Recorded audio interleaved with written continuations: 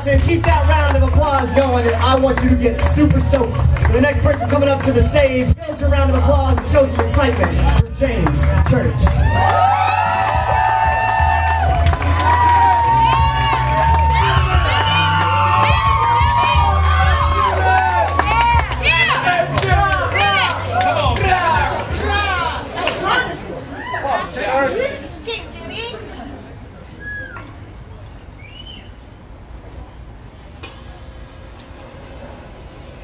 My grandfather told me I was born on God's fingertips, so I knew what it felt like to be created by hand.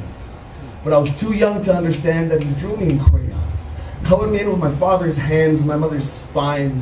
I was still figuring out the rest. My grandfather confused me a lot. See, he was never a holy man, just believed in us reading the Bible.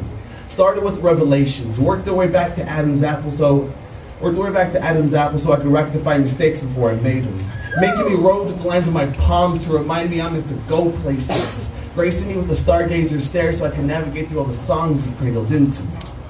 I learned to read constellations by plucking them from his lemon tree, twisting each one into a clear glass of 7-Up and honey. That was his recipe. It cured everything from Band-Aid bullies to the blues in my eyes. He was a medicine man. He'd revolve around campfires and call me his son, snatched pictures from his pocket, folded it into an origami crane, told me if I was ever lost, use it the way flashlights find darkness. When I was 6, he sat me in his favorite rocking chair, told me to find the colors in clouds, that the sky was meant to be folded up and traced on school desks, that birds were pterodactyls, and jungles grew in backyards. Told me to climb molehills, call it my Everest, always pack 2 Band-Aids in my front pocket to cover the bullet holes after playing cops and robbers.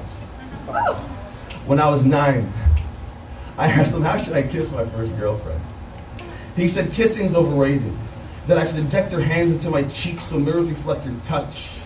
And if you really like a girl, make lips out of macaroni, glue them all over your clothes and chase her around the classroom. And I did. When I came home, he asked me why was I crying. I explained to him in nose drips that girls don't like to be chased. He started laughing, poured me some lemon tonic and said, wait and see. So I waited, and waited, and waited until his bed became a mausoleum, until the only constellation he saw was Cancer. I remember the last thing he said to me was, Jimmy, I'm no medicine man. Only a lemon stew with a fistful of stars. When I'm gone, just smoke a cigarette and pour yourself a glass.